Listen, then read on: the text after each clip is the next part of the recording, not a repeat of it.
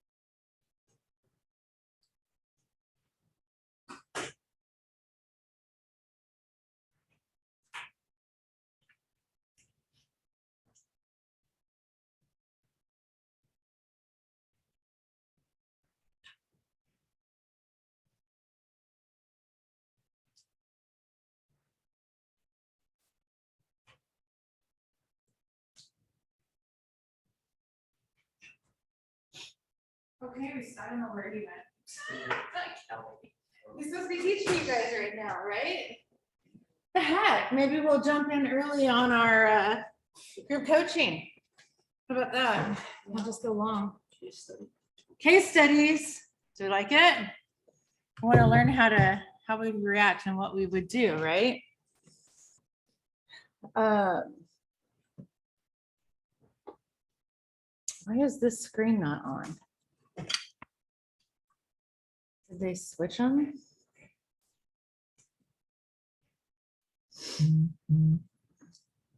Nobody's on Zoom. It's unplugged from the back.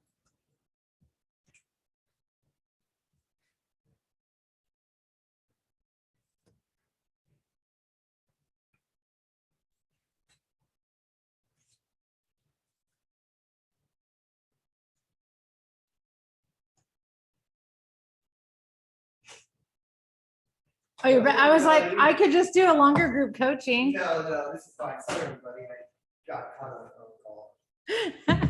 No. All right, so, why is this, the screen over here is black? Where's my tech guy? He's talking to It's us. unplugged. When you hook Is it up the unplugged? Apple light, you They're can not plug supposed to the HDMI. unplug it. Okay. You can turn it. Oh, I yes. don't need it. Yes. Can you see it? I can't see it. We're old, you know. I couldn't certainly get down. No, Not today. another Not today, cable. as I said, you're jealous of me. No, this is another cable. That's not the right one, right? Oh, cable and you turn on. No, it's on. There's It was on. because when it's not connected to HDMI, there's a signal like no Yeah. signal. Right. I think we need to fire our tech guy, don't you? Like, he's never here when we need him. Who is it? Austin. He's helping other agents.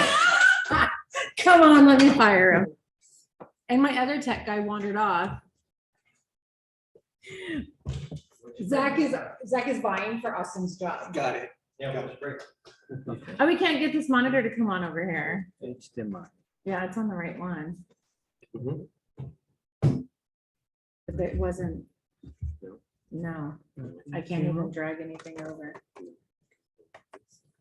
No, where is it? HDMI or this up? I know. It's HDMI. So it's. I think I don't think it's not the right cord, you guys. Is it? No, it's. It's this cord. Hold on. Yeah, plug it in. You guys are using the wrong cord. It wasn't. All of you It was guys Austin. did it. Austin did it. Austin's actually. fired, I They didn't know. what he was on. Now Got we it. have it. Yes. Takes Just time. one code. It wasn't that guy. It's that girl. The tech woman. Okay, we live. All right. Do you need me in here? I could be in here. It's up to you. I I'll be in here. mean, I need I to might sit. sit. I need You to wanna sit? I need to Okay. sit too. So why don't you go sit and go sit somewhere else, it's fine. I'm gonna go to my office and make some calls. I'll be here for you, so you Okay. here, you're ready. Thank you all for your patience.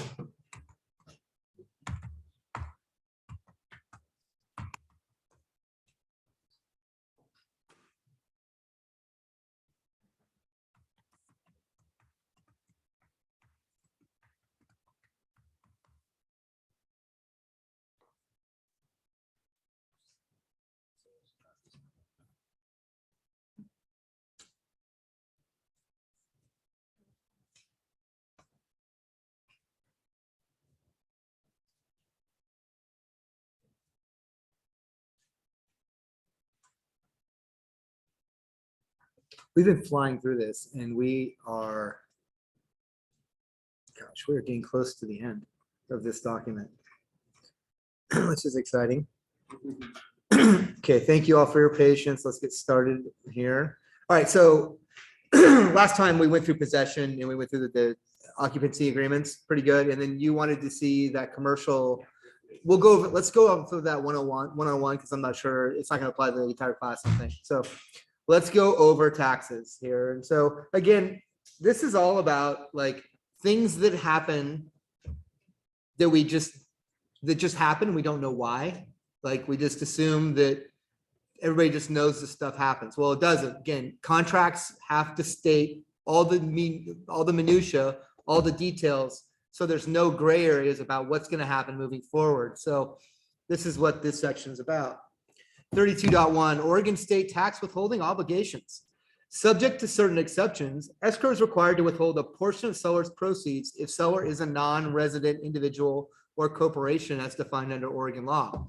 Buyer and seller agree to cooperate with escrow by executing and delivering any instruments, affidavits, or statements as requested, and to perform any acts reasonably or necessary to carry out the provisions of Oregon law. What does that mean to you, Zach?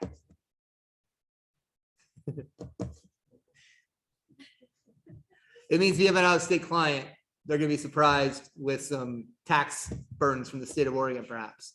So when dealing with an out-of-state client who's a listing client, you're probably gonna wanna have a discussion with them like, hey, by the way, there's an Oregon state tax withholding. There may be an obligation that you're going to have to pay some taxes on the sale of this house that you may or may not know about. You're gonna wanna talk to your accountant to be sure. Okay? Very simple. FIRPTA, Foreign Investment in Real Property Tax Act requires a buyer to withhold a portion of seller's proceeds up to 15% of the purchase price if seller is a foreign person who does not qualify for an exemption. Isn't that funny? Like they should have a space right there. A foreign person is generally a person who's not a US citizen or a resident alien, a green card holder. If FIRPTA applies, that is, if seller is a foreign person, then even if there is an exemption, buyer and seller must ask escrow to assist the parties with FIRPTA compliance. See the OREF 092 advisory regarding FIRPTA tax, which you can use if you'd like to use it. It's not a required form. We address it on the multi-disclosure. Title companies address it a lot too. I would think that if you're working with somebody you think might be a foreign person, then you would use Form 092 just to make sure that they understand that there could be an additional tax obligation to them. Both on buying and selling, right? Because if they're buying as an investment, let's say you've got a client overseas who's buying the property as an investment as a means to get money into the United States, or and we could see this, right? If the global economy gets really funky, people start buying real estate in the United States because it's a pretty safe investment compared to the volatility of some other markets that want to get money into the country. And they'd want to know beforehand that there could be a future tax liability should they sell it. And you'd want them to know that as well. As their fiduciary, you'd want to make sure they're making a decision based on all the facts. Okay. So if you think that your client may be a foreign person, then use this form 092. Seller's failure to comply with FERPTA is a material default under this agreement. If FERPTA does not apply, that is, the seller is not a foreign person, then seller will deliver to escrow a certificate of non-foreign status provided by escrow that complies with the federal statute prior to closing. If seller fails to do so, seller will be presumed to be a foreign person, and the terms of the previous paragraph will apply. Escrow is instructed to act as a qualified substitute and provide buyer with a qualified substitute statement that complies with the statute at closing. If escrow does not agree to assist with FERPTA compliance, including providing the form certificate as acting as a qualified substitute, then either the buyer or seller may move escrow to another Oregon licensed escrow agent who is willing to assist with FERPTA compliance, in which case the parties will equally share any cancellation fees. If due to moving to escrow, this transaction cannot be closed by the closing date, the closing date will be expended by 5 business days to accommodate the move. That's the only part of this agreement where the closing date is extended automatically. It's the only part. It doesn't exist anywhere else in this agreement. So that's very interesting. In most cases, if you're dealing with a local title company, like, Republic Title, Ticor Title, Lawyers Title, Chicago Title, Fidelity Title, First American Title, they're using one of these big companies, they're going to do this for sure. But if you get into some of these smaller, like wholesale title companies, you may find that they don't want to do this. And if they don't want to do it, then you need to have a discussion with your client on a rudimentary level, because you guys aren't tax experts, but you want to have a discussion with them on a rudimentary level, the implications of not adhering to FERPTA. So what can happen is, if the seller is a foreign person, but doesn't pay the tax, doesn't adhere to the rules of the statute, the buyer could be responsible for those taxes. It's a big deal, right? So if the title company you're working with does not comply with FERPTA like this, does not want to be a qualified substitute, and the person is a foreign person, then you may say to your buyer, we need to move this escrow to a different escrow company. And again, it's these large ones that are local, not an issue, but like a Marititle, there's some funky little ones that are working out in the weeds and the sticks, or like if you're doing a, let's say you're doing a property transfer that is part of, let's maybe like a relocation company, and they have a specific relationship with a title company that's not one of the big names you're used to, or like it's a bank owned property that's going through an REO, like if the entity isn't just your normal seller and it's somebody who might be selling a lot of properties, they may have a relationship with a title company where it's gonna be a little bit cheaper for them to go with it. And they may, in the way, one of the reasons why they're doing it cheaper would be because they're not gonna qualify, not gonna be a qualified substitute. Then you want to pay attention to this a little bit and have a short conversation with your client and say, hey, we may think about moving this. They don't want to act as a qualified substitute like they should. Yes. If there's enough days until the closing date, but if we move the closing escrow of this to another office, is it, even if in that case still additional 5 business days to the closing date, or? Sure. So if due to moving this transaction, if due to moving escrow, this transaction cannot close by the closing date, then the closing date will be extended. So it would only happen if it cannot be closed by, it can close on the closing date. But if it can't, then you get the automatic 5 days afterwards. Okay. Sellers and buyers agents are not experts in FERPTA, will not act as a transfer or transferee agent and a qualified substitute for purposes of this withholding requirement. If FERPTA may apply to this transaction, seller and buyer should promptly consult their own experts familiar with FERPTA related laws and regulations. For further information, go to WCIRS.gov. The thing is, like, keep in mind, like, your clients are never going to read that paragraph, right? They're going to sign it like they're signing, like they're signing their cell phone agreement, right? No one reads all that stuff. They're just going to assume that you're telling them everything they need to know. And what happens is, when something happens and things go sideways, they're looking for reasons to be angry with you, and they can start saying, well, you didn't tell me, and your arguments, well, you signed it, you should have read what you signed, and that's a valid argument.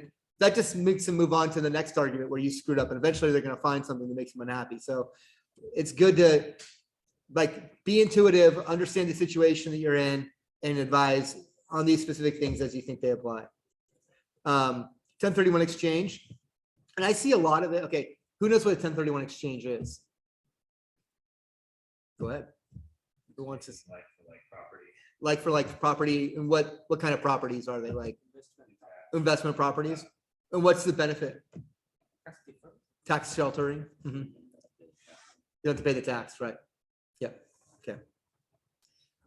So it's good to know that this is in here. And so I think that like if you are a seller and you're doing a 1031 exchange with an investment property, that it's not always, or if you're, or more so, if you're a buyer, okay, you're a buyer and you have to purchase a property and you're under a strict timeline to do so, disclosing it that you're doing this 1031 exchange may jeopardize the buyer's position because they have to close within 180 days of locating on like 1 of 3 properties. Yes. Yeah. So it could, like, if exposing that could put them into a little bit of jeopardy. So having it in here as a bulletproof term, boilerplate term, can't even say that word. Having it a boilerplate term allows for it to happen, allows for the seller to agree to participate in it with you not jeopardizing your client's position by saying so. So if buyer or seller elects to complete a 1031 exchange in this transaction, the other party agrees to cooperate with them and the accommodator, if any, in a manner necessary to complete the exchange, so long as it will not delay the close of escrow or cause additional expense or liability to a cooperating party.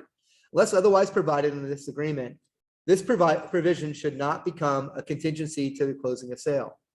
So if you were working with a 1031 exchange company and they said, oh, I need an addendum saying we're doing a 1031 exchange, your answer will be, are you sure? Look at section 33 of the sale agreement. That gives you the permission you need to do what you need to do.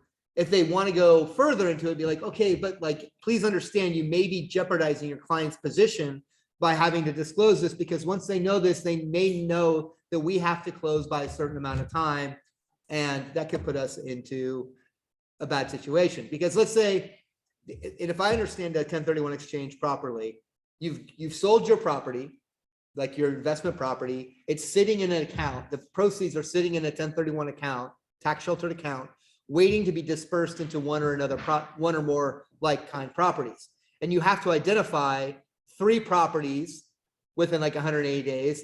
And then once they're identified, I think you have to close within 180 days. So let's say the worst case scenario, you've identified the 3 and you've got 180 days left. That's a best case scenario. You've got 180 days left, right?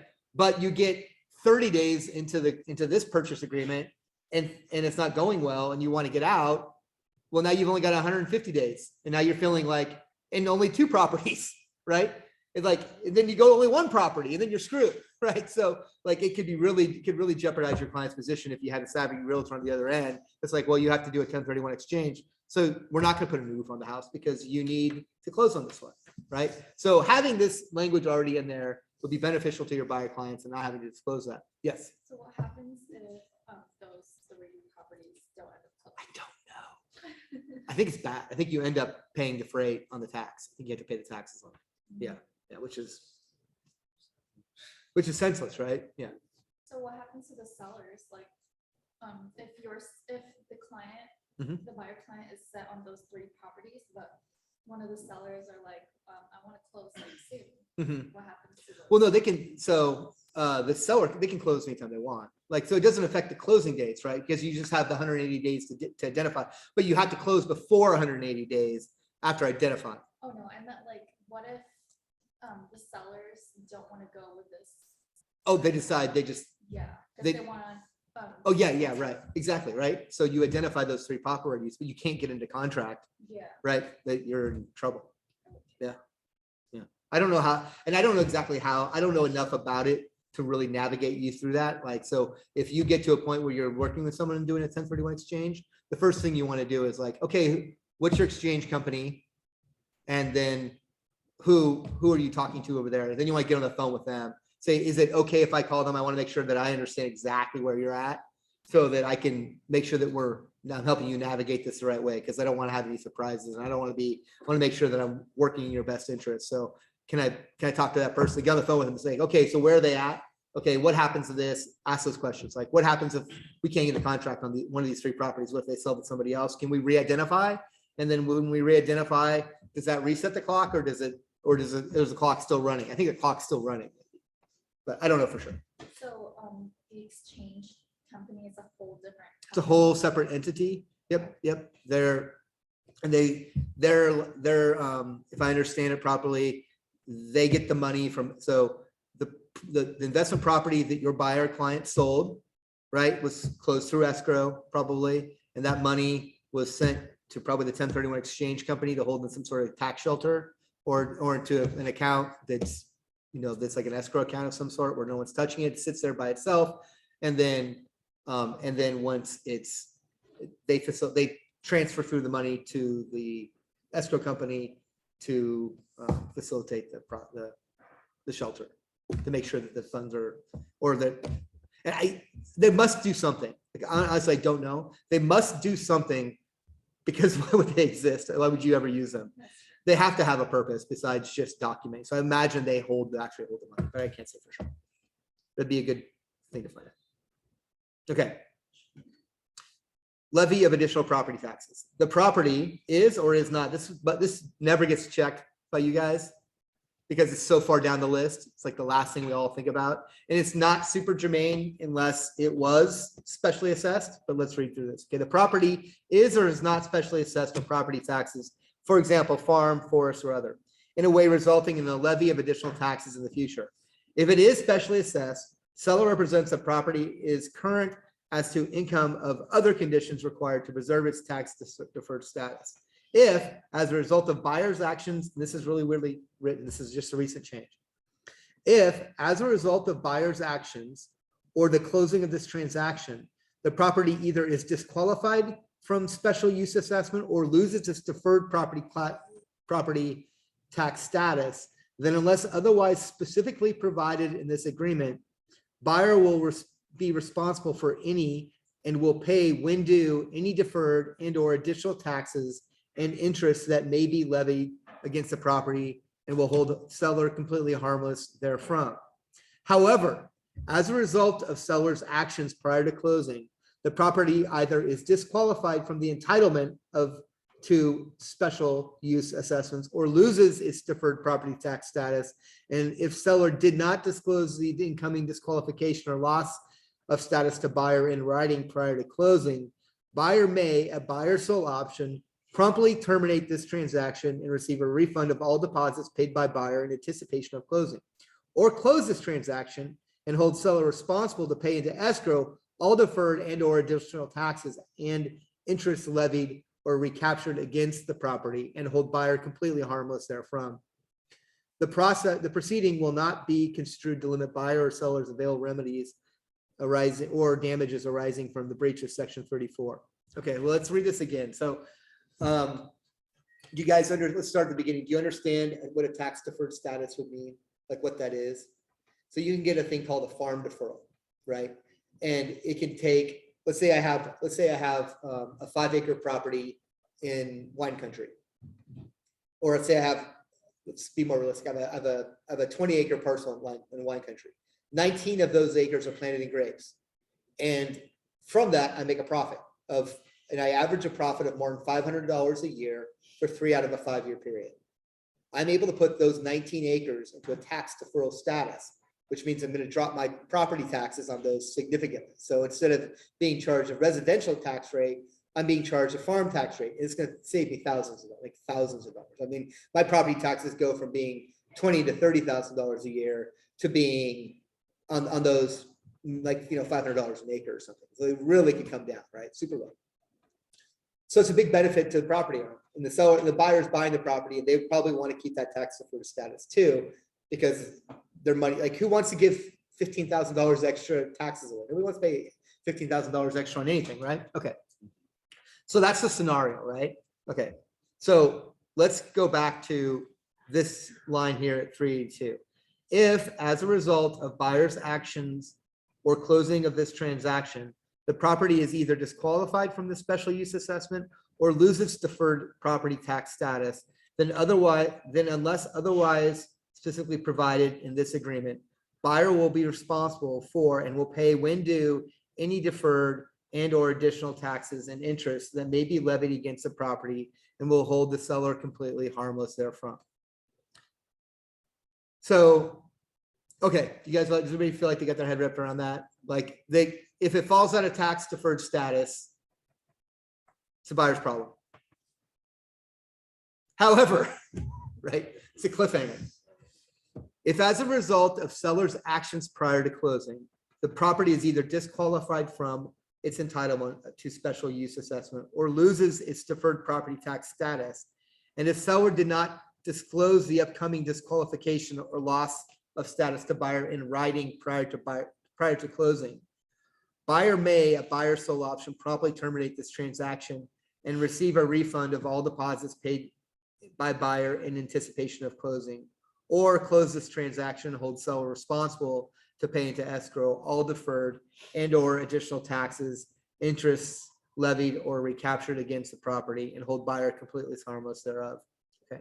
So if seller does something to take it out of its deferred status, then the buyer has recourse.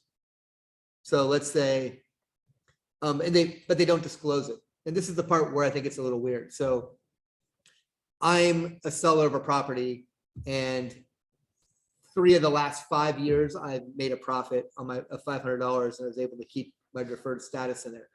But I'm kind of coming up on that deadline, and we're now that 3 to 5 years is now 2 to 5 years because the tax roll, because it flipped, right?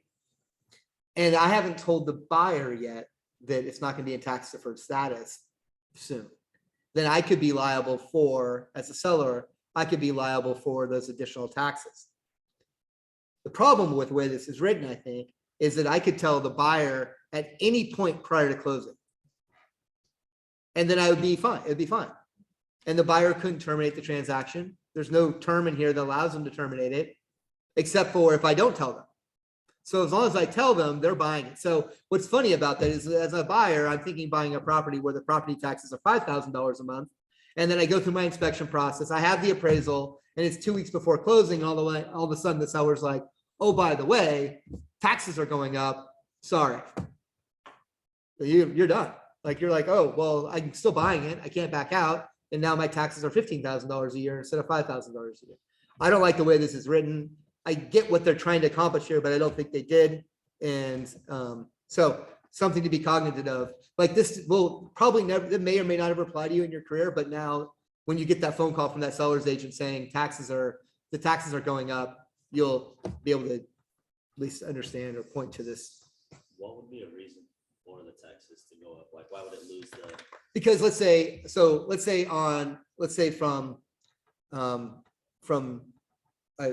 I don't know what the date would be, but you have to make a profit for 3 out of 5 years of $500 or more, right? And you've done it for the past, but we're going to go to a new year now. It's going to flip, and it's only actually now it's going to be 2 out of 5 years because I didn't do it last year or the year before, whatever. So now it's 2 out of 5 years, and the county's like, "Sorry, you didn't earn a profit." So then your taxes go back up. And it's really like this goes on. These tax deferrals, it goes on all the time in rural areas, especially like gentleman farmers is what we used to use the term we used to call them, where it's just like, yeah, you're doing it simply to get the tax deferment. You're actually it's not a crop. You're not doing anything. You've got eggs, right? And your neighbors and you are swapping checks for $500 for whatever to make it. Like I got goats on my property and I'm going to take my goat over my neighbor's property. He's going to give me $500 and then you're buy $500 worth of eggs from your neighbor or whatever, right? So it's just to get the tax deferment status. So, we had one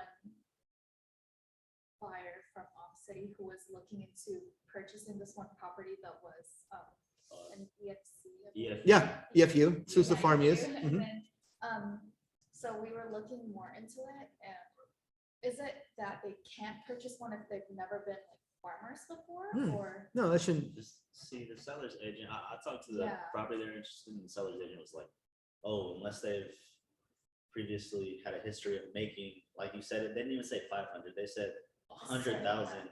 Yeah, it was 80K that she 80, yeah, said. 80K or more in the 3 out of 5 years, 3 out of the past 5 years, they had to be doing that in order to purchase this property.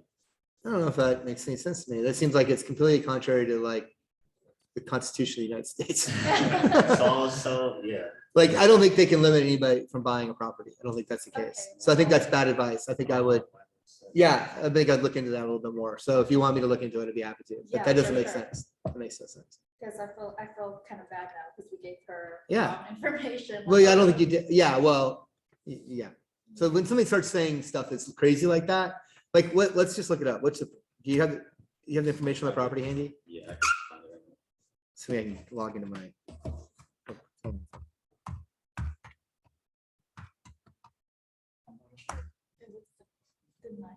Yeah.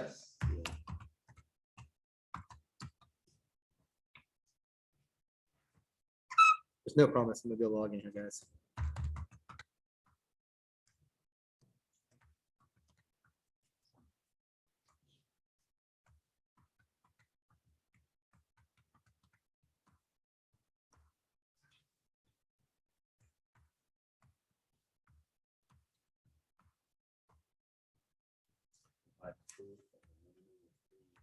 State Farm. That's what it's. Yeah.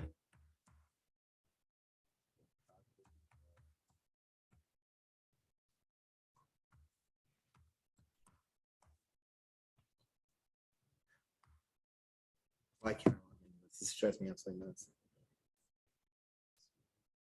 I can log into mine. Yeah, if you want, that'd be fine. What's your, you want, you come do it for me? It's Roberts F.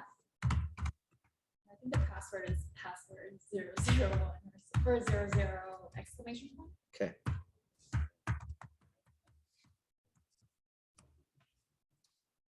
it's not working. Or capital P maybe. if you fix that.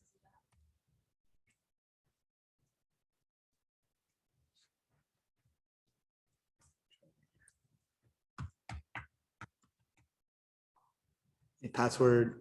Password 00 exclamation.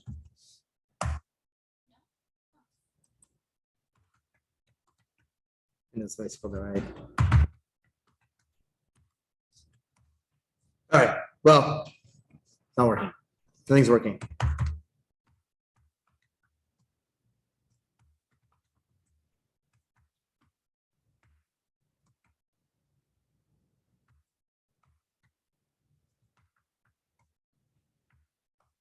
Okay, one last try at this and then we're gonna move on.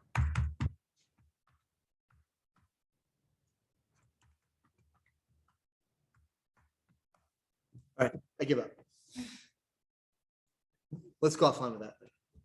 Okay, so we all got our hands wrapped around this. Exclusive farm use, yeah, I don't think you have to have any kind of previous like experience to, you should be able to just buy a farm and farm it. Historic property designation.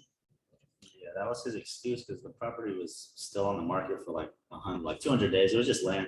And he's like, oh, that's why I haven't been able to sell it. You know, I need the 3 years, whatever. It sounds like he's just trying to keep some sort of, was the property listed? Yeah. And And it was the it's been agent that sent it listed. to you? Yeah. So the listing agent said that they have to provide proof that they made 3 years worth of income from farming. Right, which would make sense to maintain the tax deferral status, but not necessarily to preclude you from buying it or selling it. Isn't that the land though, as opposed to the buyer? Yeah, yeah, it's, If the land is done for 3 years. yeah, yeah, Maybe that agent is just missing form. That's what I'm thinking. yeah. Well, let's look at it. Let's look at it for class when I can get it, when I can log in on my computer, I can log in. Historic property designation. The property is or may be subject to historical local ordinances or is subject to or may qualify for the historic property historic special property tax assessment under the Oregon statute. Seller will promptly provide the historic property addendum. And the reason why is, so you won't run out into this very often, but there are several buildings down in the Pearl District that have this historical designation. And the property taxes are like ungodly cheap, like $400 a year, where the neighboring properties maybe $6,000, $7,000, $8,000 a year. So like it can be a big savings, but the requirements that the seller must allow for the property to be accessed to the general public for like 1 day a year. So they're essentially saying you have a museum and it's a museum, so you have to let people come through it, give them an opportunity like one time a year. And there's some like in Oregon City, I think there's some houses that may be designated like this too. But if your clients are buying a historic building, then make sure that you're using that historic property addendum so they understand what they're getting themselves into. Okay, there's a bunch of definitions. And there's some value in going through this. So in this agreement, when the words or phrases below begin with the uppercase letter, they had the following meaning. So capitalized terms, right? So agent with a capital A means buyers and sellers, so it's a capital B and capital S, right? Means buyers and sellers real estate agent licensed in the state of Oregon. An agreement or sale agreement means this residential real estate sale agreement and any written offer, counteroffer, addendum in any form or language that adds to it, amends or otherwise modifies this agreement and that has been signed and delivered. So if you're, I use this a lot when referencing it, when you reference things per this agreement, per section 3 of this agreement, or per section 3 of the agreement, right? Business day means Monday through Friday, except for days that are recognized by Oregon or the United States as official holidays. So when you're trying to count your days, if it's a federal or a state holiday, then it's not a business day. Closing, closed, closing. Closing, closed, closing again, or closing date mean when the deed or contract is recorded and the funds are available to sell it. I don't know why it's closings in there twice, but it is. Deposit means the deposit or any additional deposit described in section 1 of this sale agreement. But remember that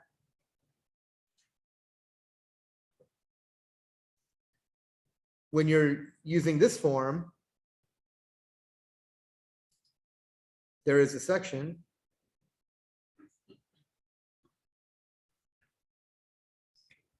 that right here where they create a new term called deposit. It's contradictory to this form. So I don't like the word, I don't use the word deposit in, I don't use the word the deposit in any of my agreements because it's contradicting itself. I mean, it has two separate meanings.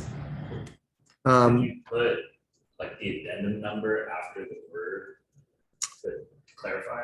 I would just say, Stay away. I would just use the word earnest money. You just use earnest money instead of using deposits. Yeah.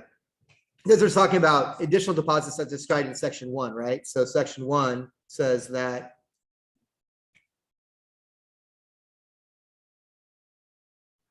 for the purchase price of blank, and in the following terms, an earnest money, as earnest money, the sum of, and it's called the deposit, line B and the line C here, the two places where that would be inserted, but mostly line B. And they refer to it as earnest money. So that's a phrase I always use. Like, and you're usually talking about like, if you're countering, like if you're countering offer, like earnest money shall be, or earnest money will be released. Like those are the times when you're using the word earnest money shall be returned to, like that's, as opposed to using the word the deposit, because I just don't like having there being two capitalized terms. So that's why I would refer to this one as earnest money always. Effective date means the date that this agreement has been signed and delivered. Firm means the real estate company with an agent is affiliated.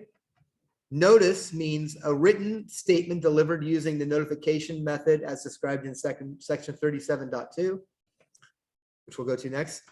Notify means delivery a notice to the other party or their agent. Signed and deliver means the date and time the seller and buyer have signed the agreement and B, transmitted it to the other party or their agent either by manual delivery or facsimile or electronic mail. When this agreement is signed and delivered, the agreement becomes legally binding on the buyer and seller, and neither has the ability to withdraw their acceptance of this agreement, except for as it's written otherwise. Smart home features means appliances, lightings, or electronic devices that can be controlled remotely by the owner, often via mobile app. Smart home features may also operate in conjunction with other devices in the home and can communicate information to other smart devices. So what's funny is they spent a section 36 here defining these terms, but it goes on to create new ones. It's funny that there's not just one long thing that has a whole, it seems to me like that would make sense if there was just one thing that created all the capitalized terms, like a glossary that you could pull them on, but it doesn't. I mean, like I said, like they created manual delivery right here, but they didn't add it as a definition. I mean, it's very lawyerly of them, but not very like user friendly. Miscellaneous. Time is time. Time is of the essence of this agreement. Does everybody understand that legal term? Time is of the essence. Okay. Notices, except for as provided in section 9 above, all written notices or documents required or permitted under this agreement to be delivered to buyer or seller may be delivered to the respective agents with the same effect as if being delivered to the buyer or seller. So if you receive a seller's property disclosure statement as a buyer's agent, but you don't give it to your client for 5 days, they already received it because notice was given to you. So you act as their recipient of things. So you aren't there, you can't agree or disagree to things on their behalf. But when you receive things from the other party, you're now on the clock for you put your client on the clock. Okay. An opening, let's see, notices, where are we at? On opening of this transaction with escrow, buyer and seller and their respective agents, where applicable, will provide escrow with their preferred means of receiving notice. For example, email or text address, facility number, mailing or personal delivery address or other, which will serve as a primary location for receipt of all notices or documents. Notice will be deemed delivered as of the earliest of the date and time the notice was sent by email or fax, the time the notice is personally delivered to either the agent or the agent's office, or 3 calendar days after the date the notice is posted in the US mail. Most times it's going to approve, is going to apply. Your clients are going to want stuff to be emailed or faxed to them, emailed probably. But what this does is it provides a protocol for the escrow company to know how to deliver documents to your client. But also the delivery of those documents comes with the initiation of a timeline, like the preliminary title report. Once that's emailed to the email address your clients gave escrow, then once it's been sent, the clock begins. If they receive it or not, if it goes in their spam file or not, the clock starts on that, contractually at least. So I think that if I were to start all over again in my real estate career, that I would prepare a document that is kind of a how-to for my buyer client, and go over things like this in it, so they know that when escrow asks you for an email address, that it's important that you provide them with one that you check often, and they need to understand that once that email's been sent, that technically, contractually, the clock may begin, that may initiate a contingency period, and that the clock's ticking, and that if even though they didn't look at it, it doesn't mean that they didn't receive it. And same for you. They need to know that when you receive something, that they're on the clock for it too. And that's a big responsibility for you guys, right? If you receive a document and you sit on it for 2 days, you cost your client 2 business days maybe, right? Like, what if they need all 5 business days to decide if they're moving forward, but you spent 2 of them, wondering if you're going to send it to them or not. Again, it's super easy. You probably got it on your phone. Open the attachment, push the little upward facing arrow, type in your client's email address, send it. Takes like 15 seconds. It's easy to do, but we forget to do stuff all the time. But again, this shit's really important, right? I cuss because it's so important, right? For get your attention. Okay, non-parties. Agents and firms identified in the final acknowledgement section above are not parties of this agreement, but are subject to section 40.3, which we will go over. Time zones, any reference to this agreement to a specific time zone refers to the time zone where the property is located. So Western time zone. Western Standard Time, Pacific Standard Time. Electronic transmission. The sending of a signed acceptance of this agreement via electronic transmission from one party to the other will have the same effect as if manually delivered or signed originally. If the parties intend to use other methods of transmission or signing offer. Let me do that again so I don't trip over it. If the parties intend to use any other method for transmitting or sign offer or acceptance of this agreement, such as regular mail, certified mail, or overnight delivery, they should so specify in section 23 additional provisions of this agreement. That's interesting. I didn't know that. So if your clients didn't want to do email, they specifically wanted all documents to be mailed to them, then it needs to be disclosed in either additional provisions or on a separate addendum. And this also gives everybody permission to use digitally signed documents. Binding effect, this agreement is binding on their heirs, successors, and assigns of buyers and sellers. However, buyers' rights under this agreement or the property are not assignable without prior written consent of seller. What does that mean? I mean that if you're under contract and then they die, their heir takes the contract. Yep, it could, yep. It also means that the buyer cannot just assign their position to somebody else. Like I've locked this property up and I can't just assign it to sell it to Zach now. I can't just do that. Like I put an offer together, I got this thing at a steal, and now I'm gonna go out and wholesale it and make $20,000 selling it to somebody else. I can't do that without your permission, or without maybe not without your permission, but without permission granted at some point in time to allow me to sign the contract.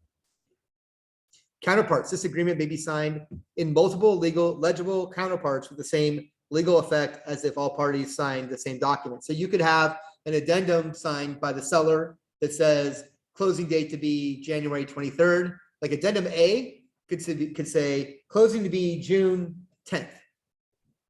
And the buyer could have signed it. But there's a blank copy that went out before the buyer signed it, and the seller signed addendum A saying closing date shall be on June 10th. The seller signed it, but you'll have two documents without, neither one has the same signature on it, right? They don't have the same, but it's binding because they both agreed to that term, right? On the exact same form.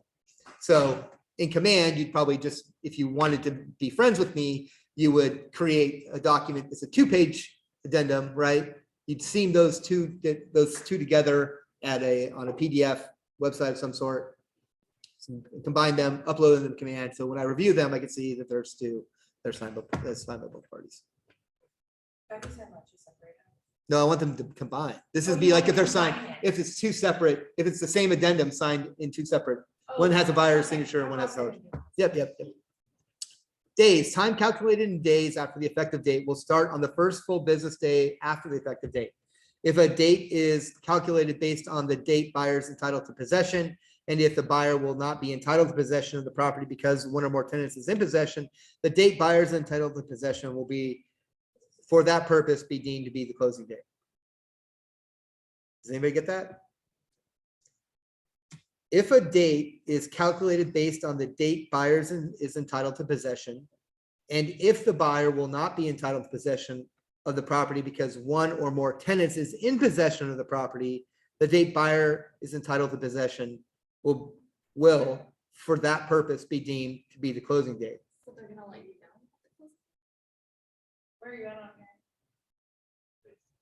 Means that Oh. you can't kick the tenant out, Thank you. right? What I think it means is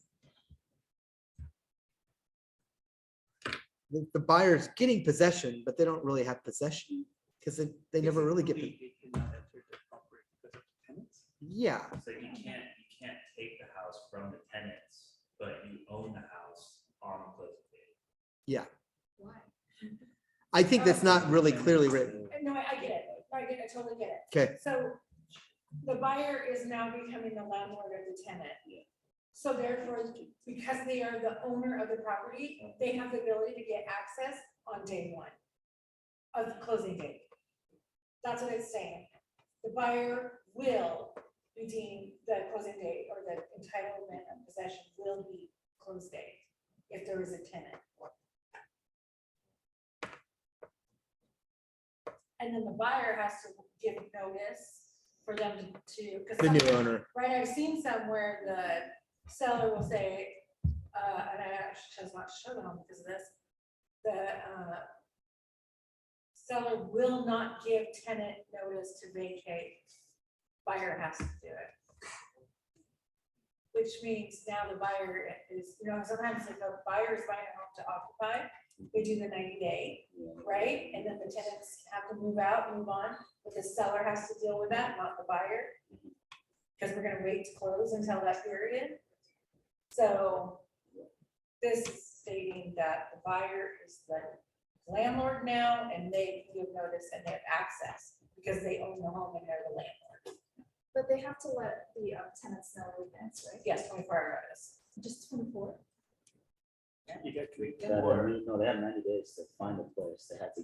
Oh, Yeah. Notice to get into the Oh, home. I thought just Yeah. 24 hours. 24 hours, get out. No, Shit.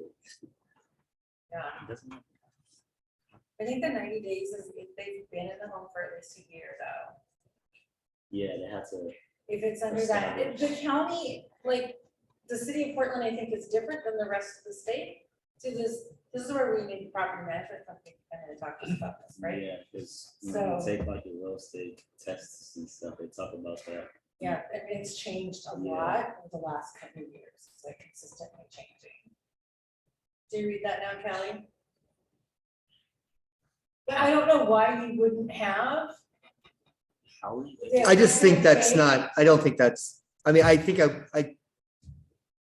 Why would you not have the effective date? the problem, I think the problem is that there are things that are tied to possession throughout this agreement, like if you go back to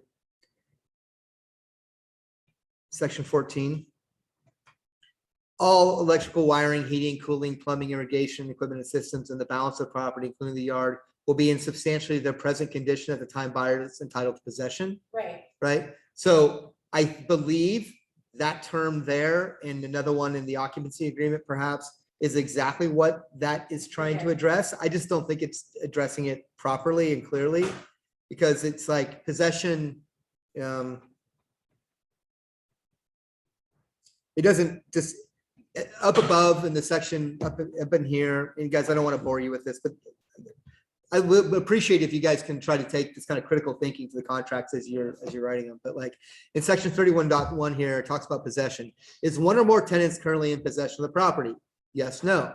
If yes, seller will remove all tenants prior to closing, pay any legal required tenant relocation costs and deliver possession to the buyer at 5 p.m. Okay, box checked. No, that's not what we're doing. We're doing this one. Buyer will accept all the tenants at closing, and unless provided otherwise in this agreement, all tenants will be prorated as of closing, and all deposits held on behalf of tenant by buyer will be transferred to buyer through escrow at closing. Buyer and seller are encouraged to attach the OREF investment property addendum to address additional items related to buyer accepting tenants at closing.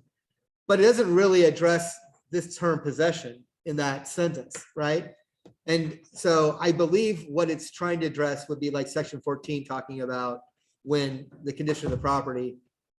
But I don't think it's doing a very good job of that. And I think it's a little messy and confusing. yeah. Okay. Again, this is important to understand where the gaps, and there's no perfect contract, guys.